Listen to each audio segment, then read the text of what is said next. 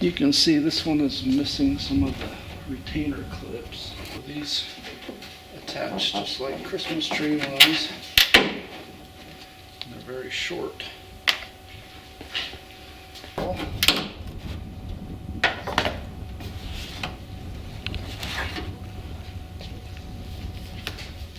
go ahead and wash this off of the car.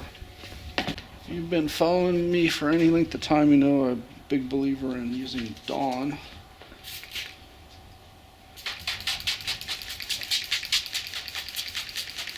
Great degreaser.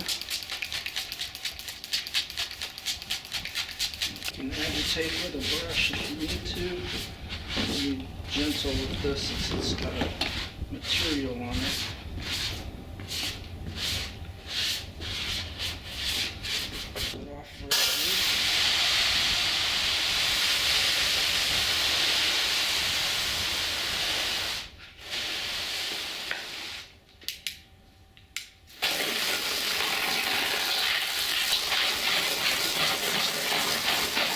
And then I'll just let that basically drip dry here in the sun. Start by washing the underside of the hood. Again with Dawn.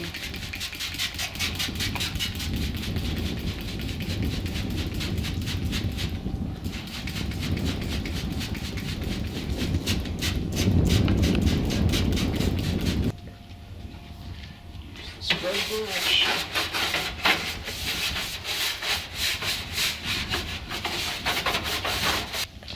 Yes, I'm going to rinse this right over the engine and let it drip water down. I don't care.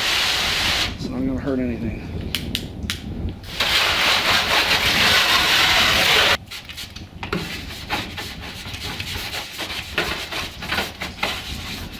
Once it's as clean as you want to get it, you can just let it drip dry while you do the engine, or you can speed it up with a blower.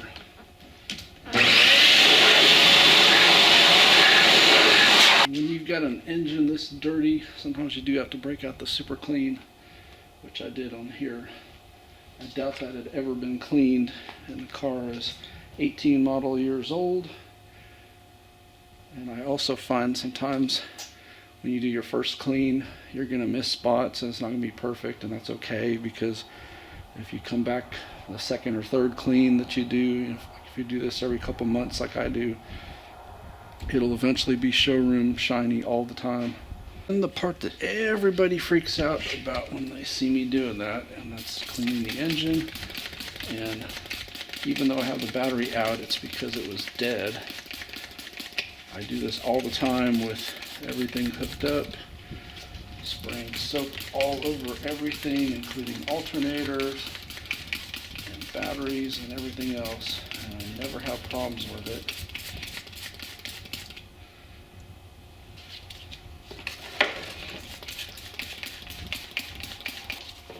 This one is particularly dirty, and it's probably going to need several scrub downs to get it looking presentable.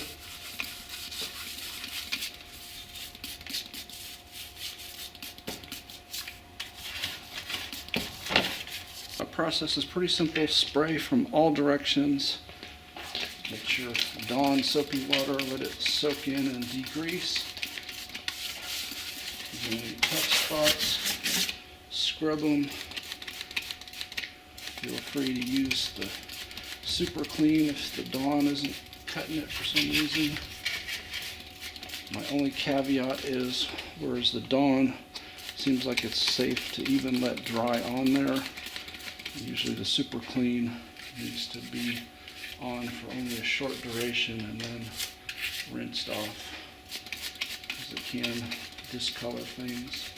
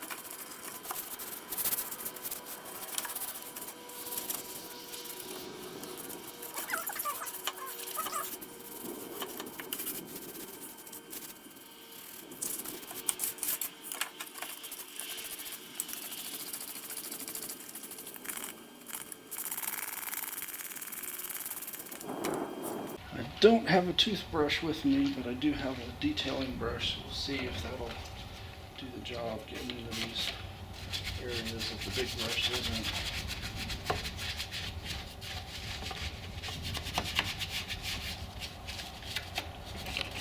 This area is particularly dirty. I'm guessing somebody spilled power steering fluid outside at some point, and dirt accumulated over here. The tank is, as you see, supposed to be kind of a cream color, not black color.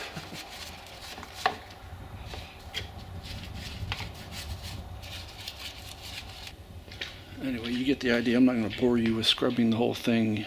Just keep scrubbing until it's as clean as you want it to be. And then these clips, they all have different ways of coming off. A lot of times a pick under it will get it pried up enough that you can get a tool like this under it.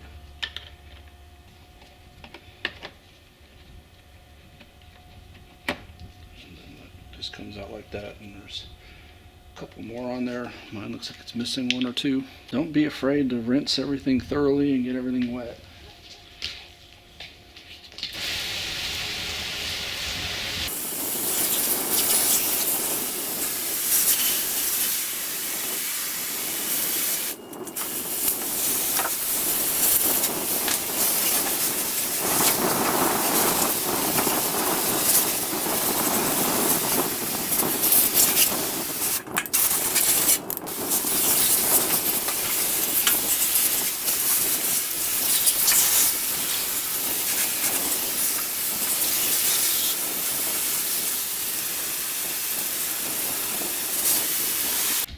Everybody's favorite part, the blow dryer, and I can't stress this enough, you've got to dry your engine for safety. Engines are not meant to run with all this water sitting in them.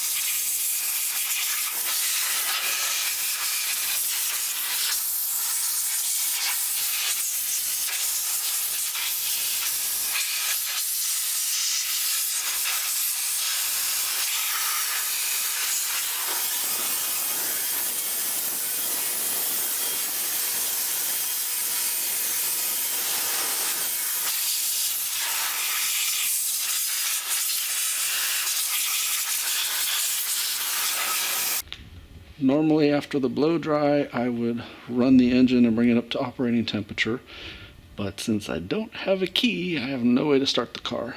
So it's going to sit and continue to dry as it is, and then I'll put the protectant on all the plastic parts. This is why I always do the engine first and not the outside, because you can see all sorts of junk splatters all over the place. I like aerosol protectants. There's that one that I really like by Stoner. This is basically the same thing. I'm just using it up because it's a really old can and rusted up, and I don't think they sell this anymore.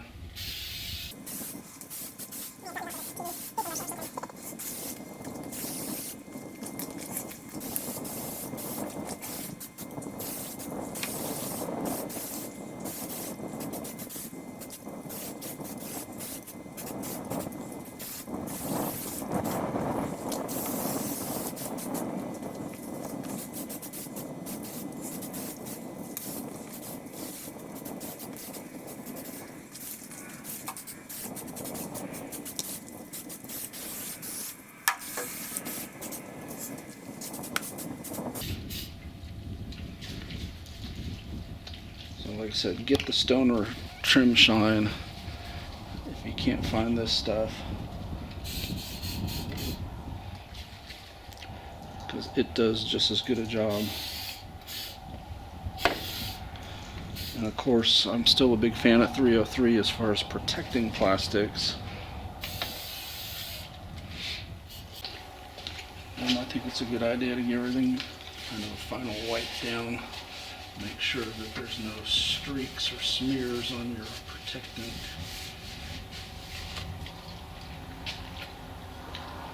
And you can be as OCD as you want about it. You can quit like that, or you can keep going until there's not a single missed spot.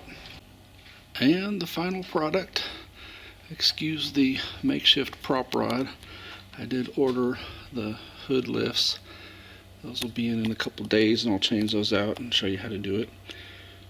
But there is the now WJ Handy Dad shiny engine bay.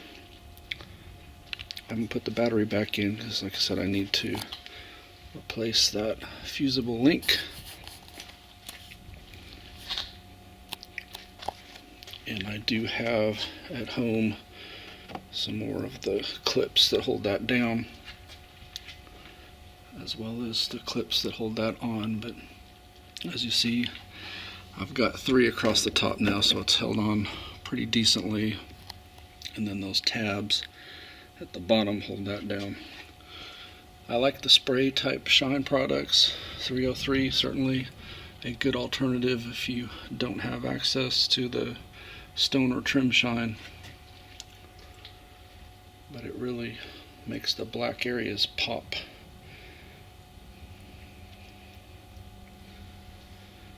So don't be afraid to do this. I wash engines all the time. You've seen, I've probably got at least 10 different videos doing it. And I don't video every one I do. I do them every 6 to 12 months on all my cars.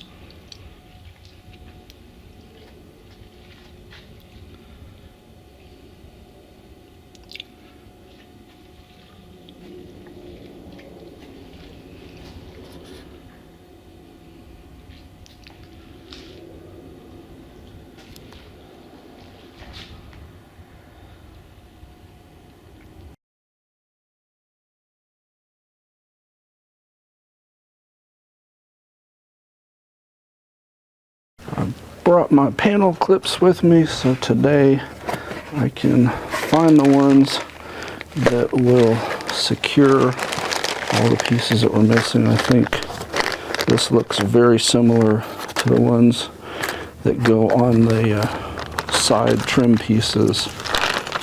Similar design where it's pops in and then locks into place. And I don't think that not having these is that big of a problem, but it definitely adds to the more professional look, having everything that it's supposed to have. Now those are all secured with the pins. So they're not going to go anywhere.